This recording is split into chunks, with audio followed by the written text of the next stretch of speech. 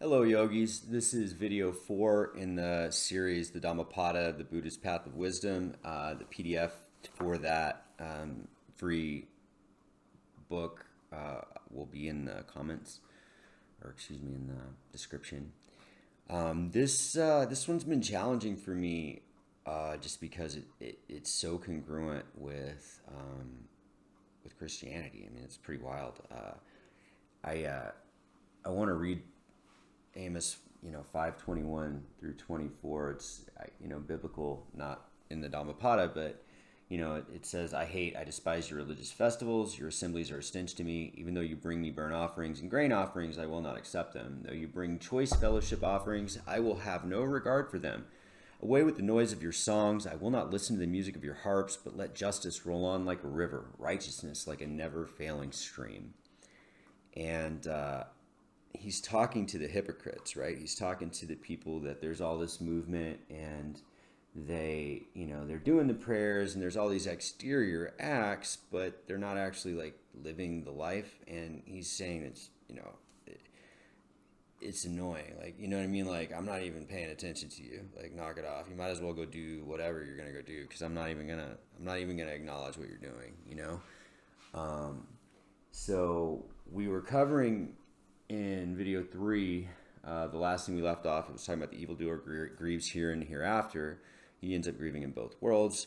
This is important because the Buddha is saying that there is a here and a hereafter, okay? That there is something that's going to happen after another thing that happens, right?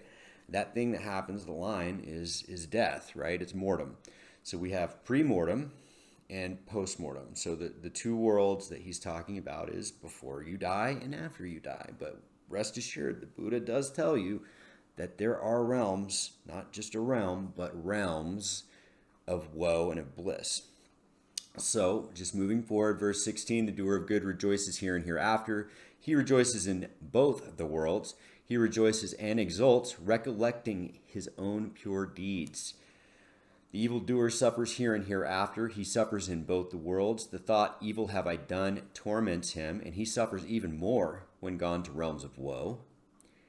Verse 18, the doer of good delights here and hereafter. He delights in both the worlds. The thought, good have I done, delights him, and he delights even more when gone to realms of bliss. Verse 19, much though he recites the sacred text but acts not accordingly, that heedless man is like a cowherd who only counts the cows of others. He does not partake the blessings of the holy life.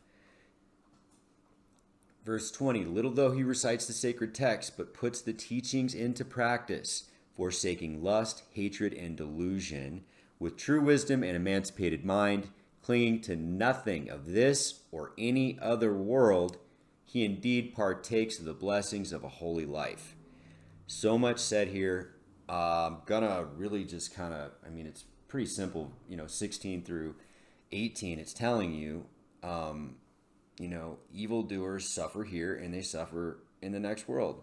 That there are realms of woe, and an evildoer will suffer both in both of those places. And the doer of good delights here, and they delight in the thoughts that they know they've done good. And I've had times where I've been controlled by passion or vice or whatever, and I know I did not feel good about myself. And, when you get into 12-step recovery, like that's one of the first things they deal with is not the first things, but it's very, very soon in the program of recovery is that you deal with, your self-image and the behaviors that you've done that you don't feel good about. You address them and you move forward.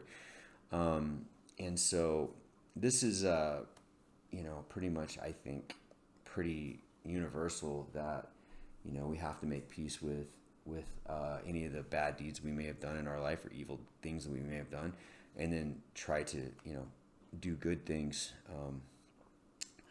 Verse 19, how many people do we know that go to church every week and are terrible people? How many people do we know that, and maybe I shouldn't say church, whatever, are deeply affiliated with some spiritual organization that allegedly teaches people to be better people? And how many people do we know like that are awful?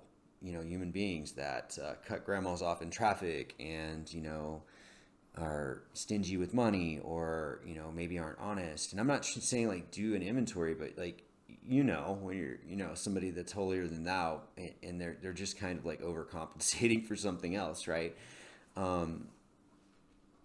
He's saying you don't have to be well read, you don't have to be a theologian.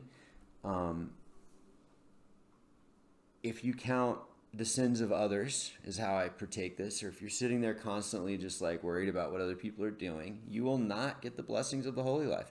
By the way, the blessings of the holy life are not material gain, okay? There are a lot of people in the world right now that are out there preaching this health and wealth stuff.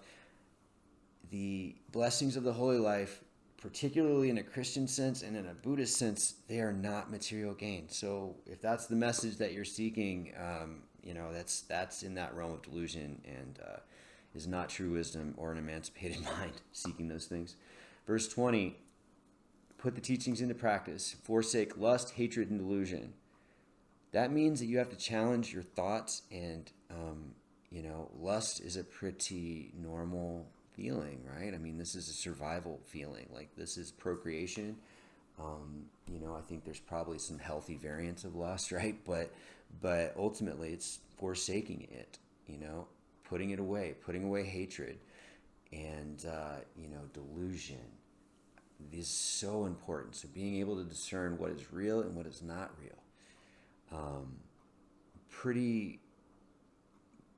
There's a lot here.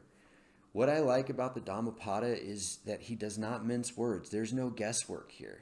There's no threatening either. It's not like, oh, you're going to be cast down to a lake of fire. No, he's saying very simply, evildoers are going to suffer here and they're going to suffer hereafter. There's no emotion to it. It is just a fact. By the way, if you happen to do good, you will be pleased here and hereafter. And so I hope you're enjoying the series. I am deeply enjoying this. My understanding of the material is getting much deeper, and I'm really enjoying doing this. So I hope you guys are having fun with it like I am. I hope you're learning, and I just hope you're having a wonderful day wherever you are. Namaste.